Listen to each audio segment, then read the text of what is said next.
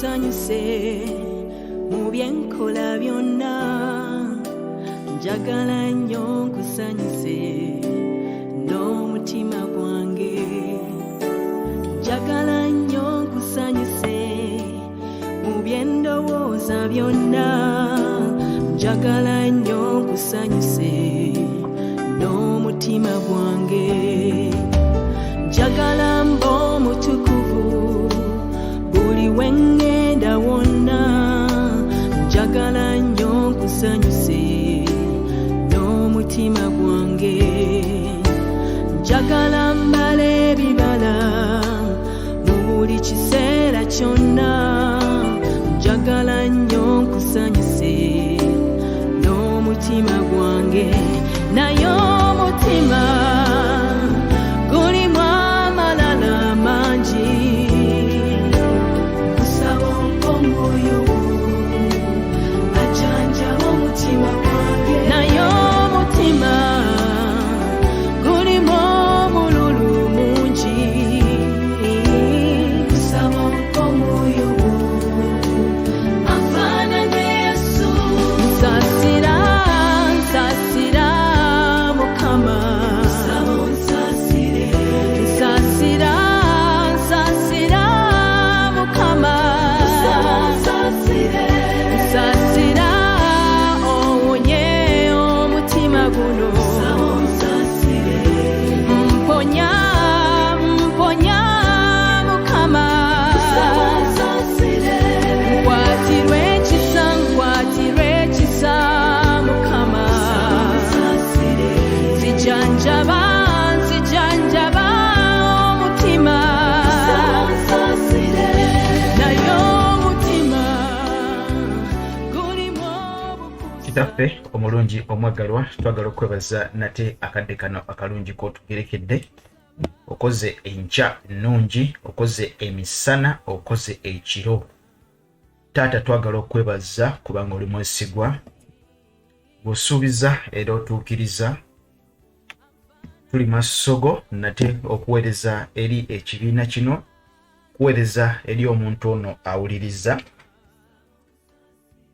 tukitwala nga mukisa gw'amaanyi okutuwa akadde kano ffe baani okwogera ebigambo bino gulumizibwa dizibwa ekitiibwa dizibwa ettendo gwe ataggwaawo atuula mu butakoma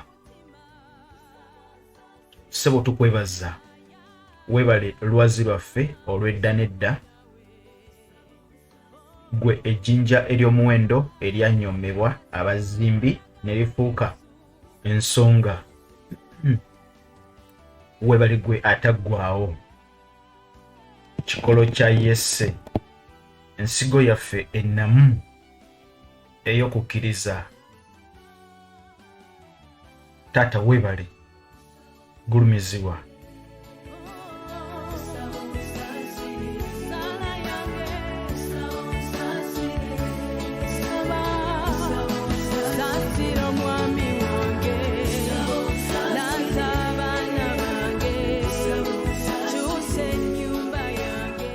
gulumizibwa lwazi lwaffe tukuddiza ekitiibwa tukuddiza ettendo maanyi ag'omwoyo omutukuvu amen njagala balamusaako mwenna mu maanyi ag'omwoyo omutukuvu gye muwangaalidde twagala okwebaza Katonda abali mawanga ag'enjawulo tubalamusizzaako nnyo oli ku Just Gospel Media Uganda YouTube channel wamu ate ne Just Gospel Fellowship Center tuli obuweereza obuyimiridde ku kigambo kya Katonda tuli obuweereza obukkiririza mu kusitula ebirabo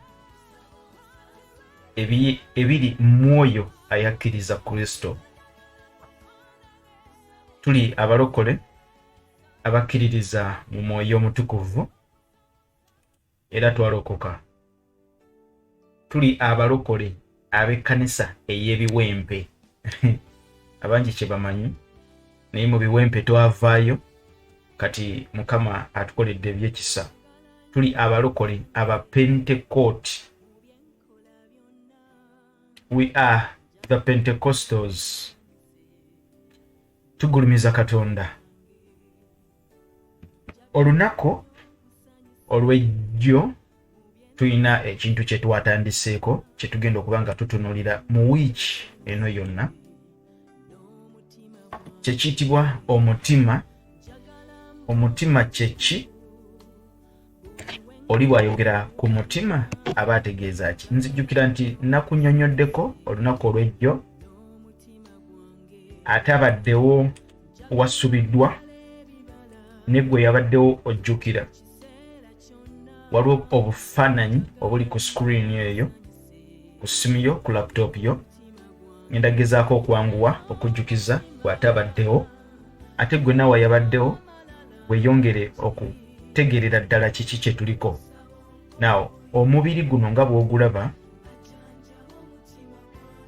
omuntu nga gwe bw'oli, oli mu Trinity, oli mu busatu.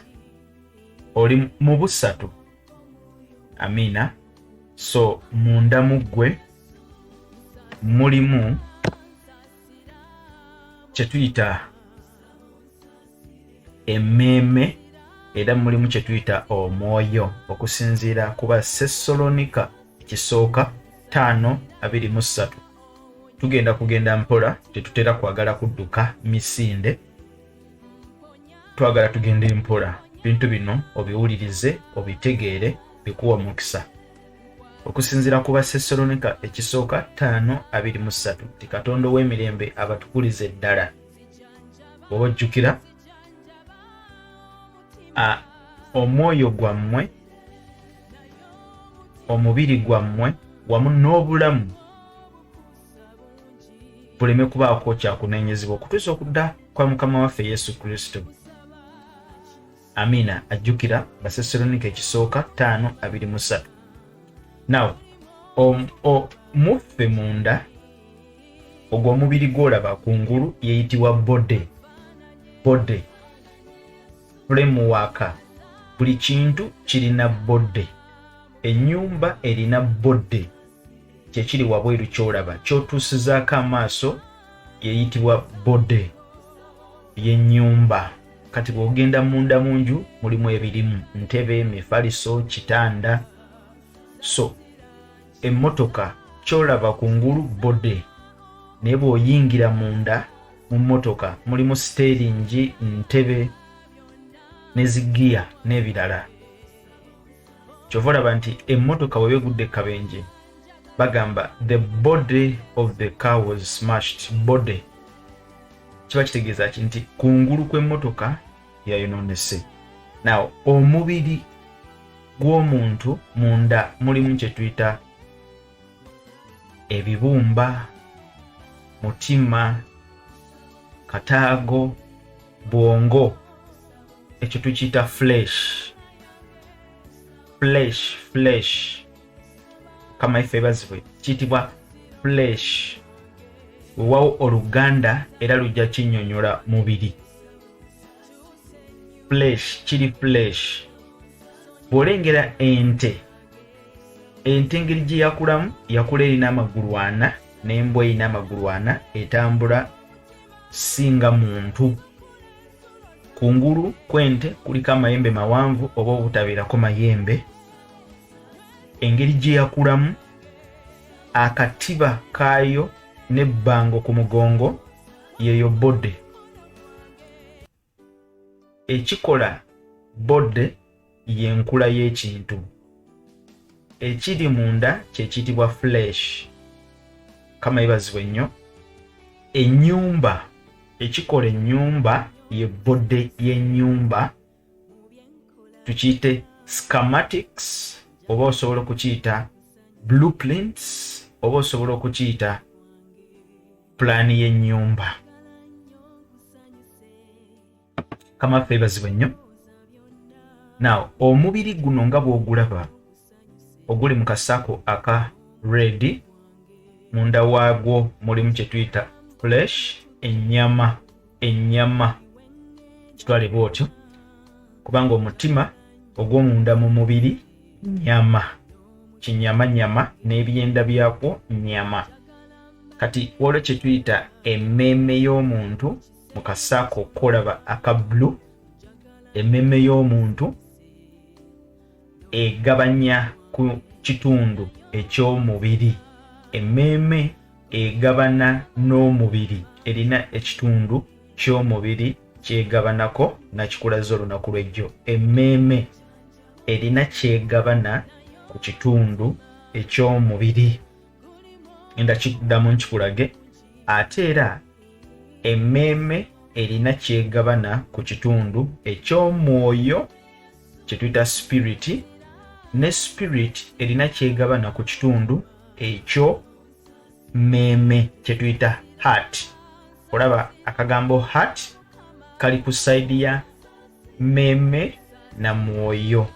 Kakati spirit tegabana ku mubiri kye tuyita flesh, waddenga mubiri ono ne mmeeme ono gwe tuyita soul byonna biri mu mwoyo, n'omutima guno ogugabanyizibwa wakati wa spirit ne soul gulina kuba mu oyo mwoyo.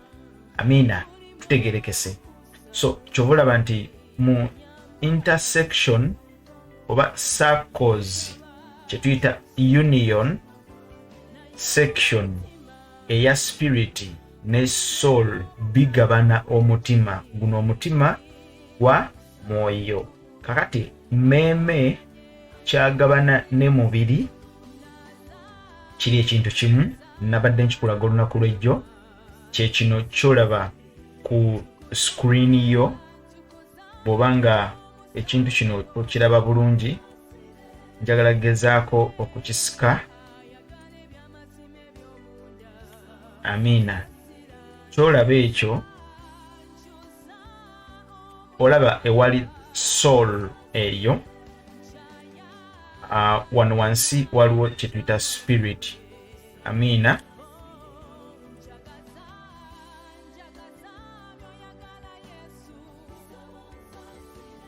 Waliwo kye tuyita soul ne spirit. Body yeri eri waggulu. Bw'otunuulira body eyo, langi kala ya background eringa grey mwesalira. Olaba omubiri guno mwesalira. Red ono yali mu soul, emmeeme olaba weeyita. Buli ewali red manya nti emmeeme egabanawo. Kakati wane wali omutima gwolaba guno, omutima gwe twogerako, omutima ogwo mwoyo. Amina. So emmeeme eno egabana n'ekiri waggulu kye tuyita logic institution. Kino nno mulimu obwongo. Obwongo buno bwe busindika command information eri ggwe omuntu nti kati waliwo akuyita. Omuntu wakuyita gundi. Obwongo buddusa information speed ey'ekika ekya waggulu ne butegeeza nti waliwo akuyita, n'okyuka n'olinnya ku lyanda eryokya n'ojjako mangu ekigere. Obwongo buddusa information mu bwangu. Omubiri ne gubeera ku alert, olinnye ku kyokya ku speed ey'ekika ekya waggulu n'ojjako ekigere. Kati mulimu n'endowooza, kuwulira, kukwata kintu, okulaba munda mu ggwe. Obwongo bufuna information. Okulaba ekintu weetaaga ekitangaala, amaaso gano okulaba. N'olwekyo amaaso bwe galaba ekintu gaddusa information mu bwangu ennyo ku bwongo. Obwongo ne bukomyawo nti guno mugaati, lino jjinja. Lino jjinja, guno mugaati, kubanga okirabye. So obwongo bulina kye tuyita memory eyo.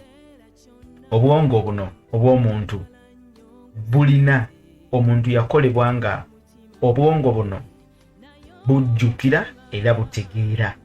Obwongo bw'omuntu kye tuyita brains bukola. Kakati obwongo buno bukwatagana ne soul kye tuyita emmeeme y'omuntu. Emmeeme y'omuntu ono njagadde era nkutegeeze yetuulamu endowooza enfumiitiriza. Gwe mutima. Mukama yebazibwe. Gwe mutima. N'olwekyo omutima guno biyingiti nti gulowooza guli rational. Kubanga Katonda yatonda omuntu ng'omuntu ali rational. Kubanga ne Katonda ali rational. Katonda alowooza. Katonda afumiitiriza. Katonda asalawo. Akola okusalawo. Kama yebazibwe. So n'omuntu naye yatondebwa nga akola okusalawo nga alina okulowooza. Kati okulowooza okwo kwonna kuli mu mutima.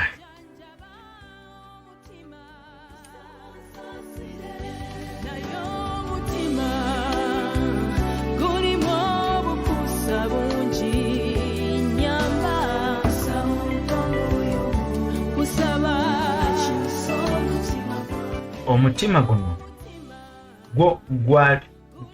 gwa mu mwoyo gwe tugenda okwogerako nkujjukiza. Gutambula n'obwongo. Kyovula nakutegeezezza nti gugabana ne kye tuyita omubiri. Mmeeme ono agabana ne mubiri. Kyovula ba Bayibuli etusomesa mu lunyiriri ffenna lwe tumanyi obulungi olw'Abaruumi 12. Baruumi 12 ffenna tumumanyi bulungi nnyo. Teri atamanyi Baruumi 12. Olunyiriri olw'okubiri. So temufaananyizibwanga ng'emirembe gino naye mukyusibwenga olw'okufuula amagezi gammwe amaggya. Amagezi gammwe amaggya. Kakati amagezi gano kye tuyita mayindi. Tukaddemu ffenna kye tuyita mayindi.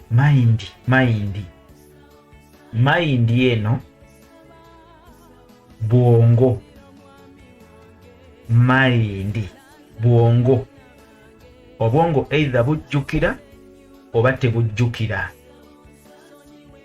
Obwongo busobola okutegeera oba obutategeera. Bwongo bujjukira oba obutajjukira. Kyova olaba waliwo akagambo ke basinga okukozesa. Kagamba katya? Remind me. Nzijukiza. Remind me. Remind me. Nzijukiza. Okitegedde? Remind me. Nzijukiza. Kitegeeza nti mind eno esobola okujjukira oba obutajjukira. N'olwekyo bwe nkujjukiza akatambi kagenda kuddamu kazanye kye tuyita rewind. Waliwo ku remote ya TV n'onyiga firimu ogizzeeko emabega. Bw'ogizza emabega kiyitibwa rewind, otegeere oba ojjukire ebibaddewo emabega. So n'omuntu bw'atyo bw'ali. Obwongo buno bwerabira, so obukola rewinding ne buddayo emabega. Kye tuyita mind. Kitegedde? Remind me. Kyova olaba Bayibuli esomesa nti amagezi gaffe tugafuule majja bulijjo. Tuleme kwefaananya mirembe gino olw'ensonga nti obwongo buno mu lunaku bucollectinga information. Ate nga emmeeme ekwatagana ne mayindi eno kubanga munda mu mmeeme mulimu omutima. ate ng'omutima guno gwa mwoyo. Katonda yakutonda n'ateeka sisitimu eyo mu mubiri gwo. Kyova olaba nti Bayibuli esomesa nti tuweeyo emibiri gyaffe saddaaka ennamu esanyusa Katonda. Omubiri gwaffe mwe mutambulira sisitimu Katonda gye yateekateeka okuva mu ggulu mu ggwe ng'ayagala obeere nga ye. Olw'ensonga ky'oli kyali tukaddemu ffenna oba kano kagenda kuleeta obuzibu. Yakutonda nga ky'oli kyali. Njogera ku muntu wo ow'omunda, kubanga agamba tukole omuntu mu kifaananyi kyaffe mu ngeri yaffe. So kitegeeza oli mu ngeri ya Katonda, oli mu kifaananyi kye. Yakutonda ng'okola okusalawo, ng'ofumiitiriza, ng'olina omutima nga ye bw'ali, kubanga naye alina omutima. Mu kyo kye ntegeeza akola okusalawo, afumiitiriza. Kama yebazibwe. Ayagala. Ayagala. Akyawa. Akyawa ki? Akyawa obubi nga nawe bw'okyawa. Akuba gwe wayonooneka, okyawa ekirungi n'okyawa n'ekibi. Owalana buli kimu. Katonda naye awalana. Katonda awalana abo abakola ekibi. Kale si kye tugendako. Basi tugendeko mu Samwiri ekisooka 2:35. Samwiri ekisooka 2:35. Nkulinzeeko otuukeyo. Samwiri kujukiza oli ku Just Gospel Media Uganda YouTube channel kwe tusinziirirawo okuweereza Katonda. Samwiri ekisooka 2:35.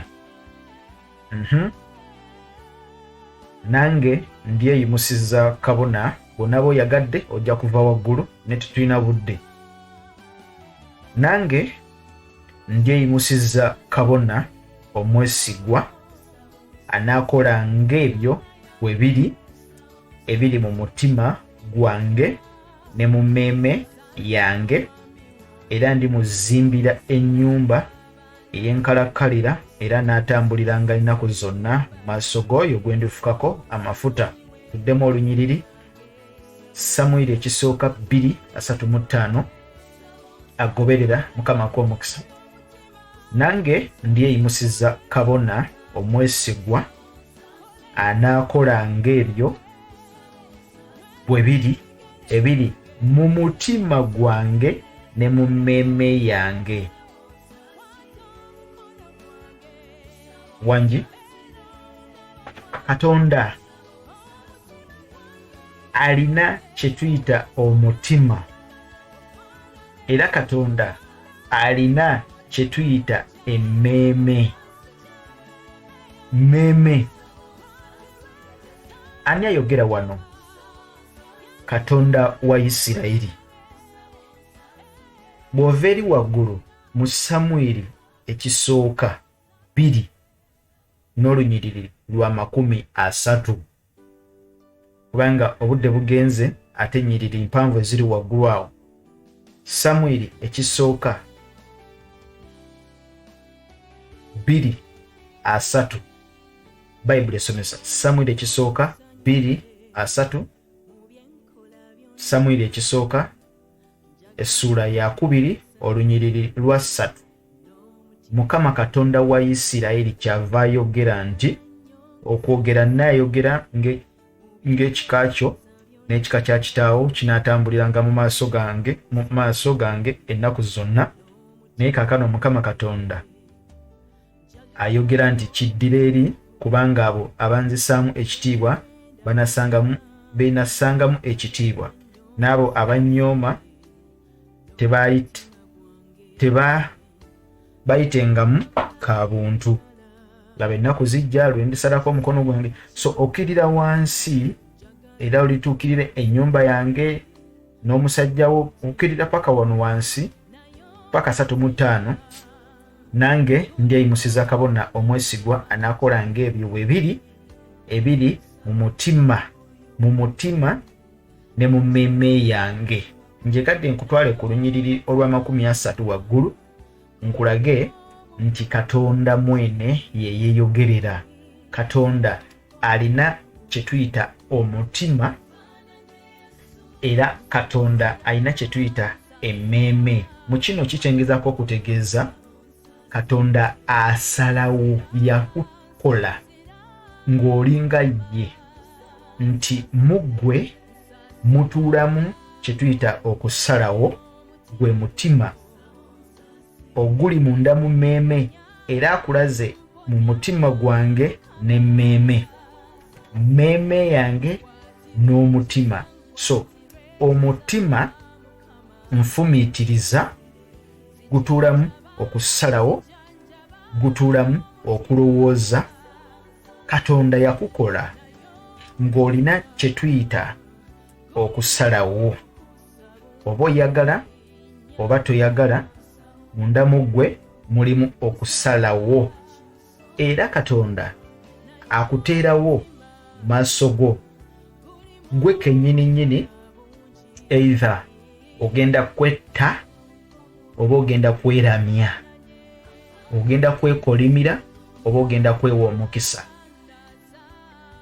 In other words, okusalawo kuli mu mikono gyo.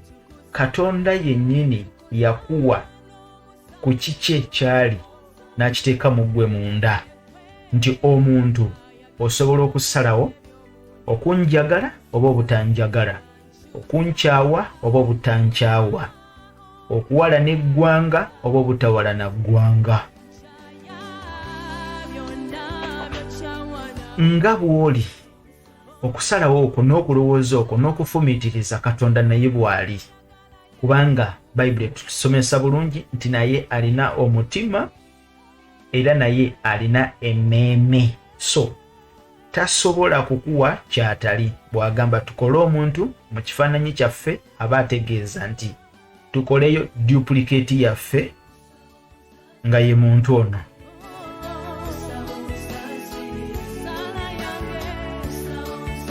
Ekyamateeka 30:15. Ekyamateeka 30:15.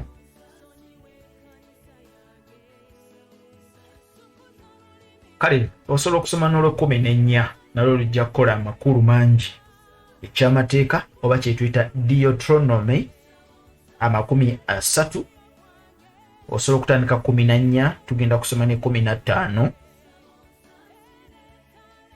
Agamba naye ekigambo kiri kumpi nnyo mu kamwako ne mu mutima gwo olyoke okikolenga. Wangi naye ekigambo kiri kumpi nnyo mu kamwako ne mu mutima gwo olyoke okikolenga. Ekigambo kino kiwulirize, kiri kumpi nnyo mu kamwako ne mu mutima gwo olyoke okikolenga. Kitegeeza ki? Omutima guno gugenda kulowooza, kufumiitiriza, gusalewo, akamwa kafulumye. N'olwekyo 15 ekyamateeka 3:15 agamba bw'ati, laba leero ntadde mu maaso go obulamu n'obulungi, n'okufa n'obubi. Mu maaso go bino bye ntaddewo, kubanga olina omutima ogulowooza era ogufumiitiriza. Kati Katonda ye akuteerawo gwe n'osalawo. Lwaki? Kubanga naye asalawo. Kakati omutima oguli mu ggwe munda mu mmeeme yo gwe gugenda okuleetera okusalawo obulungi oba obubi.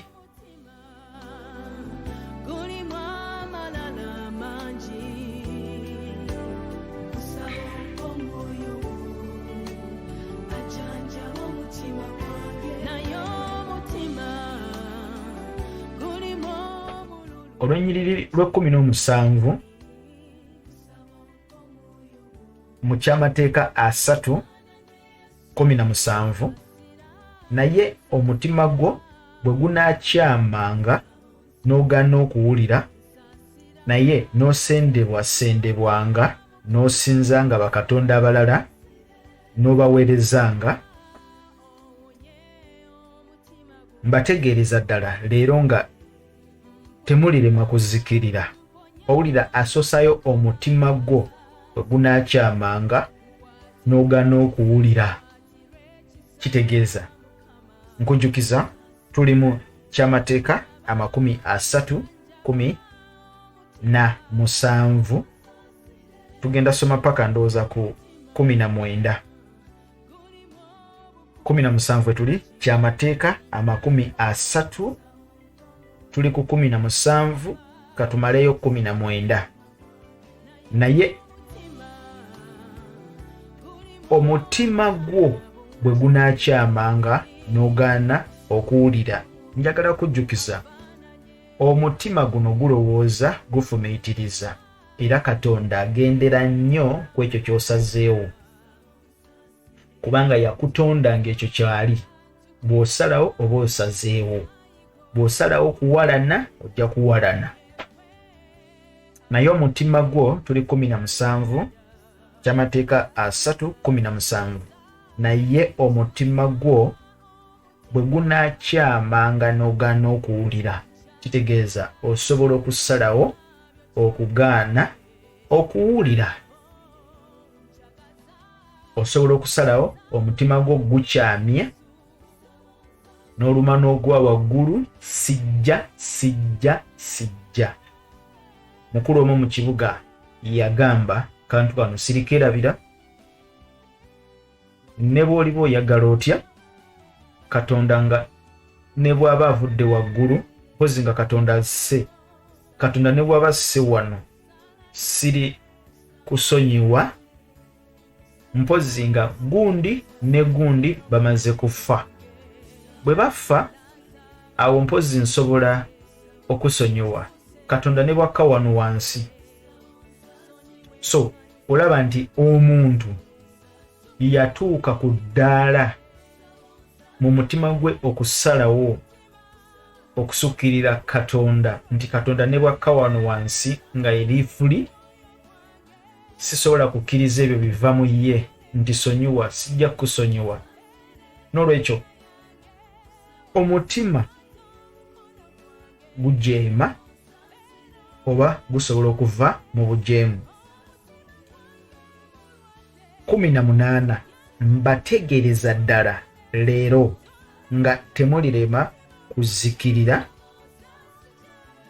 temulimala nnaku zammwe nnyingi ku nsi gy'osomokera Yoludaani okuyingira okugirya.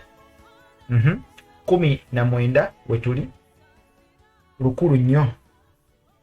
Ekyamateeka 30 olunyiriri lwa 19. Oli nange?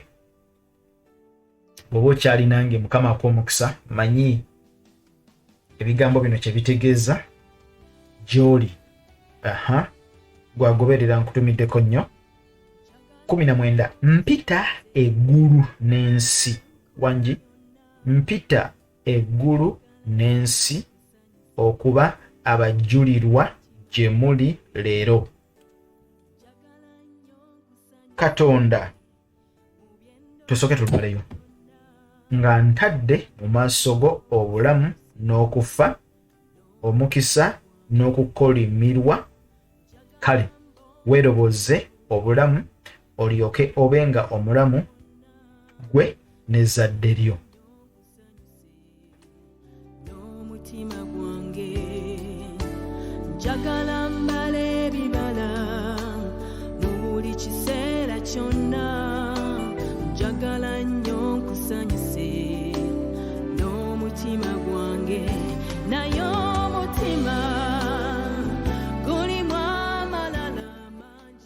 kakati ekyamateeka 319 mpita eggulu n'ensi okuba abajulirwa gye muli leero. Katonda atuuzizza miitingi, Katonda atuuzizza olukiiko oba lwali lwa ku kyalo nga mulimu bassentebe, naye ekikulu kya byonna lukiiko, oba lwali lwaba administrator oba lwali lwa kkanisa, naye ekikulu kya byonna olukiiko lwatuula nga abajulizi si balala, abajulizi ggulu n'ensi.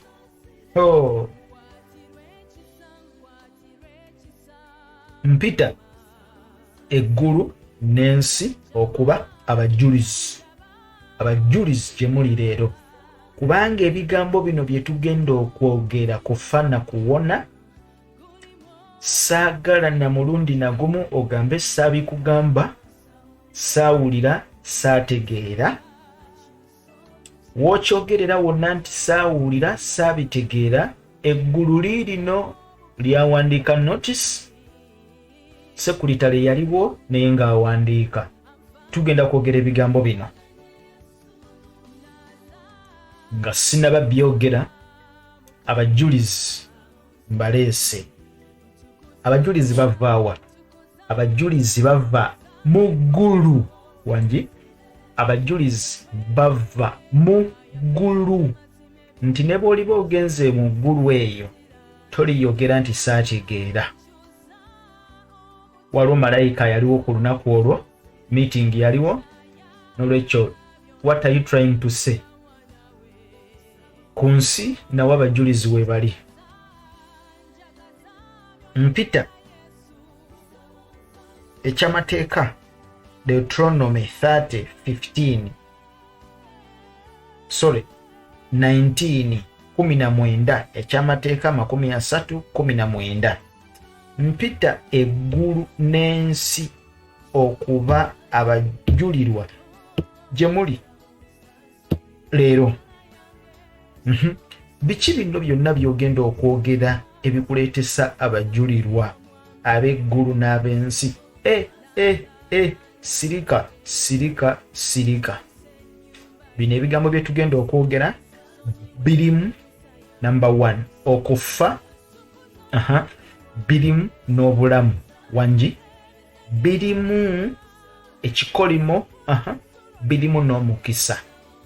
Saagala ofe ogambe nze nakutta, saagala obeere na kikolimo ogambe nze nakireeta.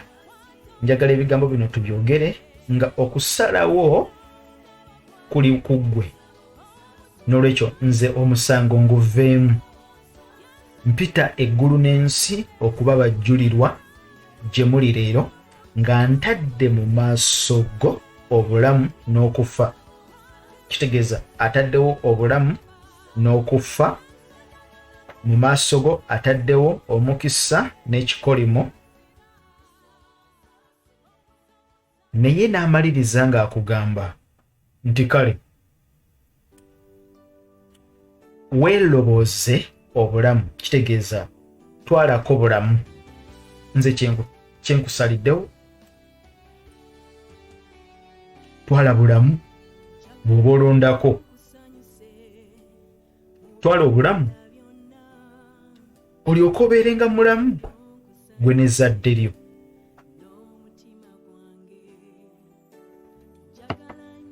Kitegeeza Katonda akimanyi bulungi nnyo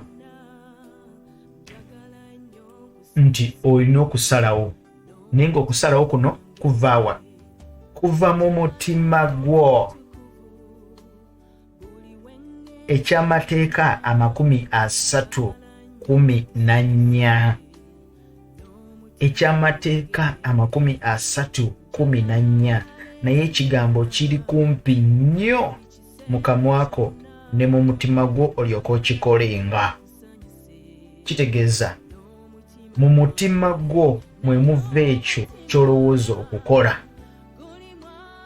buli kintu kyonna ky'ogenda okukola wansi w'enjuba wano kiva mu mutima gwo. Mukiva osooka n'okirowoozaako, obwongo ne butandika okukirya. Obwongo njogera ku mayindi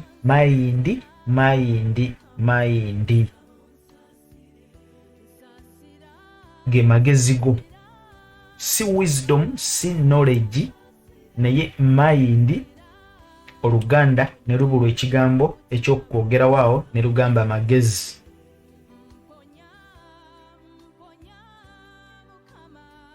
Naye mayindi ndowooza.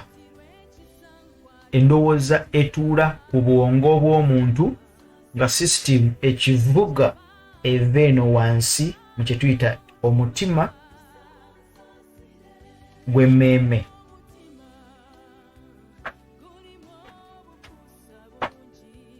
Kigambo kiri kumpi nnyo mu kamwako ne mu mutima gwo olyoka okikolenga.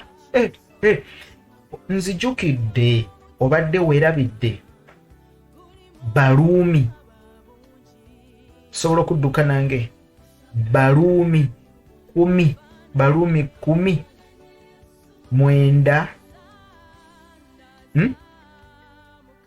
Baluumi 8. Genda osome Baluumi 8. Tumalirize na luno. Naye bwogera butya? Obuki? Obutuukirivu bwe bwogerako wano. Naye bwogera butya? Tuli mu Baluumi essula ya 10 olunyiriri lwa 8. Naye bwogera butya? Akanyiriri ak'omunaana okalaba mu Baluumi 10. Naye bwogera butya? Obuki? Obutuukirivu olimba, si butuukirivu. Ayogera ku butuukirivu obujjawa. Tubujja wali eri ku 6 waggulu awo. Bw'onaasoma 6 ojja kulaba obutuukirivu bwayogerako wano mu lw'omunaana. Naye obutuukirivu bwogera butya? Nti ekigambo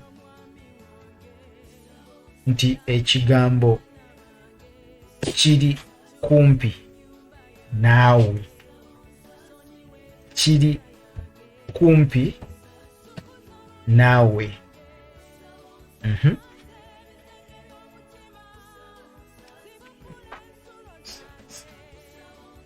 Kiri kumpi naawe mu kamwako. Kiri kumpi naawe mu kamwako ne mu mutima gwo.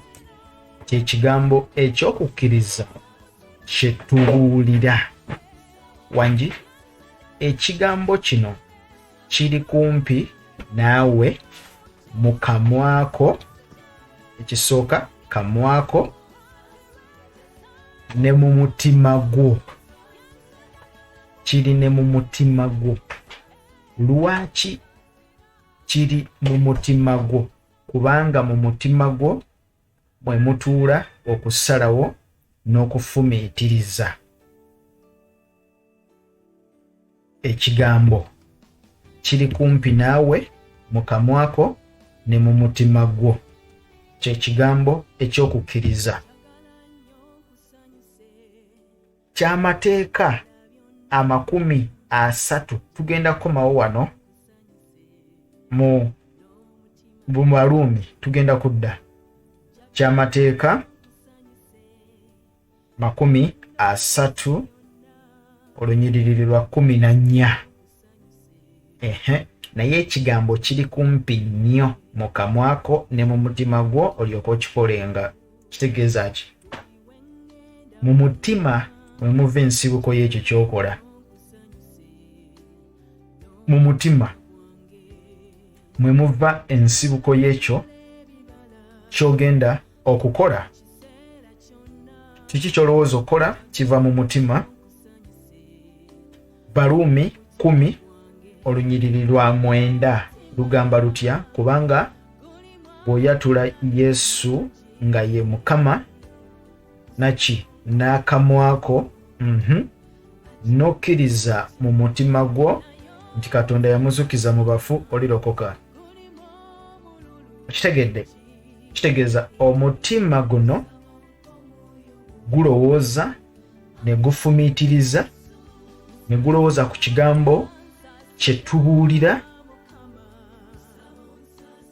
ekyokukkiriza, gulowooza okusinziira ku Baluumi 10:8 ekigambo kino kye tubuulira okirowoozaako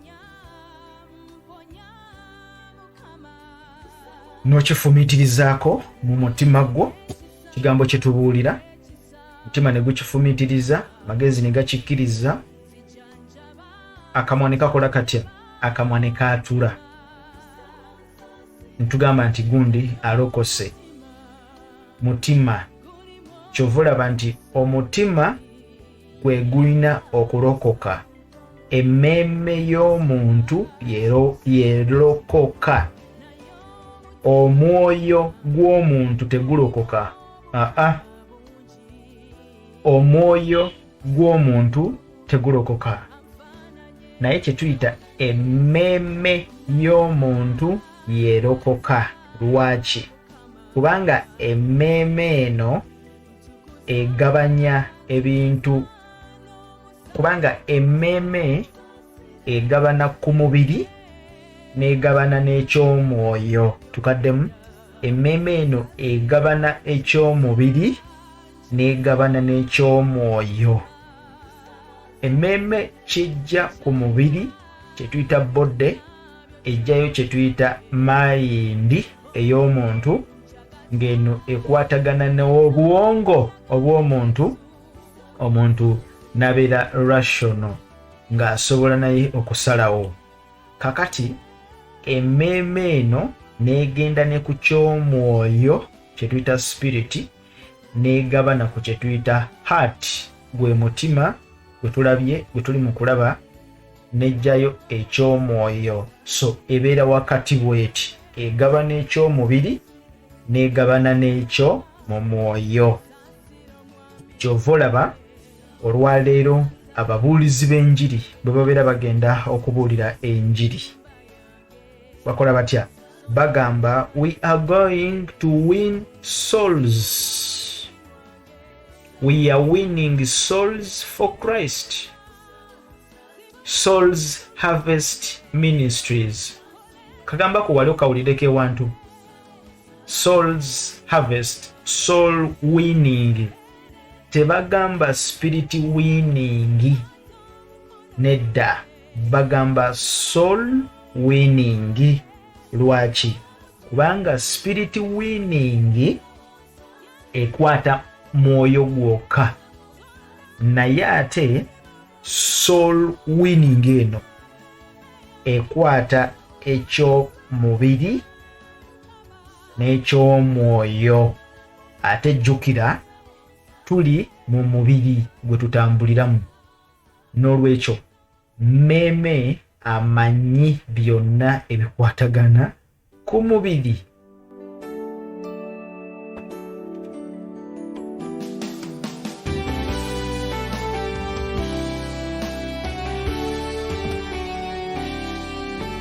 Njagala nnyo nkusanyuse mu byenkola byonna.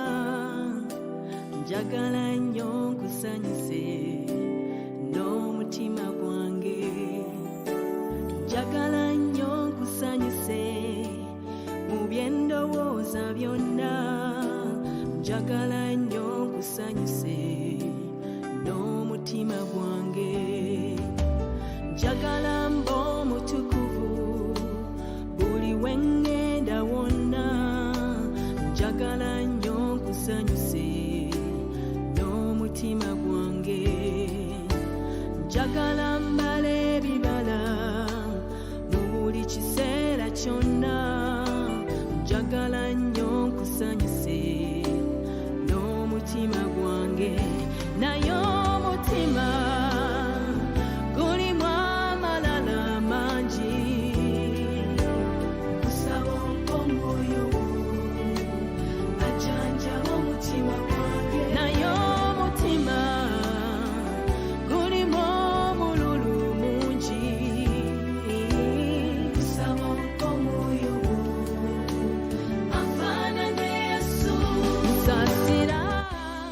Amina. Kama ibazibwe nnyo nkujjukiza olw'ensirikiriramu mba nganya omwoyo omutukuvu okwogera n'obulamu bwange ate n'okwogera n'obulamu bwo. So bw'owulira nga nsirikiriddemu togaaya babogamu nakulatta olindirire kyenzizaako, wabula beera nga weteekateeka oyo mutukuvu abaako kyayogera n'obulamu bwo, ebintu bino ne biyingira. Amina. Tunatera tumaliriza. Katonda alina omutima, eyo gye njagadde nsooke nkuyisize. Alina omutima nga bw'oli naye bw'ali. N'olwekyo ateeka okusalawo mu maaso go, gw'alina okusalawo okweyonoonesa, gw'alina okusalawo obuteeyonoonesa, gw'alina okusalawo okukola obulungi, gw'alina okusalawo obutakola bulungi. Agamba nti Dawudi alina omutima ng'ogwange, ffena tukimanyi. Omutima gwayogerako ogwa Katonda. Katonda si mubiri, okusinziira ku Yokaana 4:24, Katonda mwoyo, talina mubiri. N'olwekyo mubiri ali gye tuli, Katonda mwoyo. Amina. So ayogera mu Yeremaya 3:15, ndibawo abasumba ng'omutima gwange. Bw'ayogera bw'atyo agamba ndibawa abasumba ng'omutima gwange bwe guli, bajja baliisa. Bw'ayogera, so kitegeeza nti atuwa okusinziira ku mutima gwe, kitegeeza nti okusinziira ku ekyo kyali, okusinziira ku ndowooza ye n'enfumiitiriza ye. N'olwekyo ekiri munda mu mmeeme, sako eya bbulu gy'olaba eyo, yerimu ebintu ebibiri. Erimu etwala ekitundu ekyo, etwala territory kye mu Luganda, etwala ku matwale g'omubiri. Kati buno bwa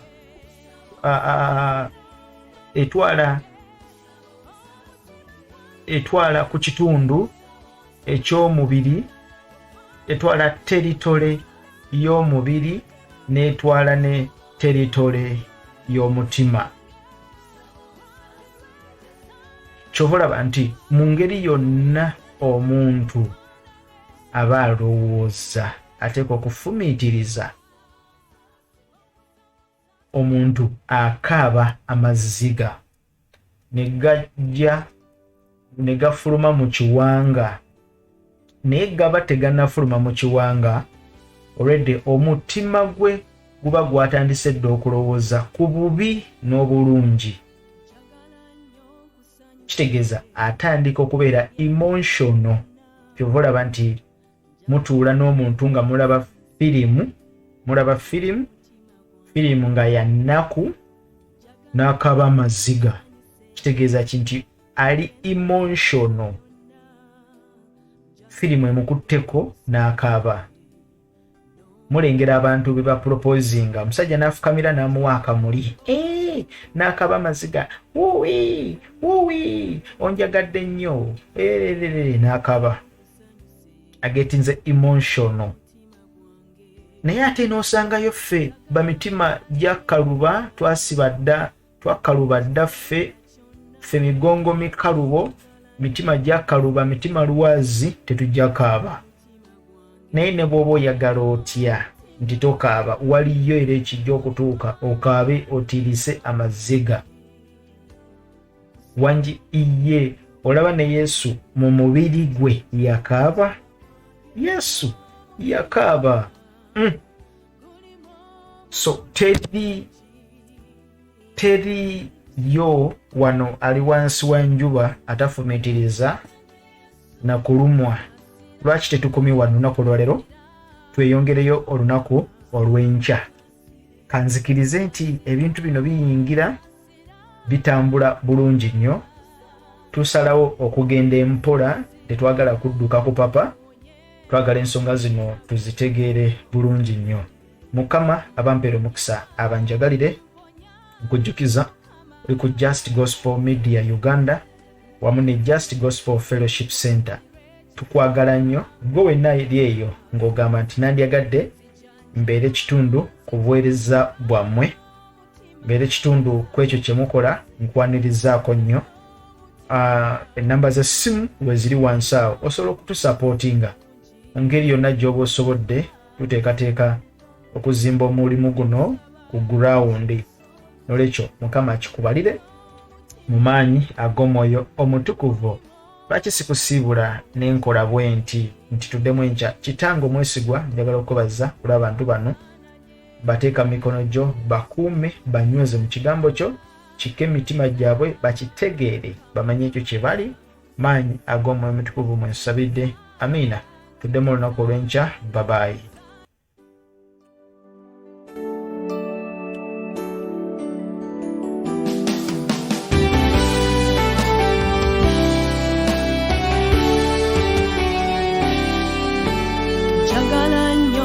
Nsanyuse mu byenkola byonna, njagala nnyo nkusanyuse n'omutima gwange, njagala nnyo nkusanyuse mu byendowooza byonna, njagala nnyo nkusanyuse n'omutima gwange, njagala mba omutukuvu buli wengenda wonna, njagala nnyo nkusanyuse n'omutima gwange, njagala mbala ebibala mu buli kiseera kyonna, njagala nnyo nkusanyuse n'omutima gwange.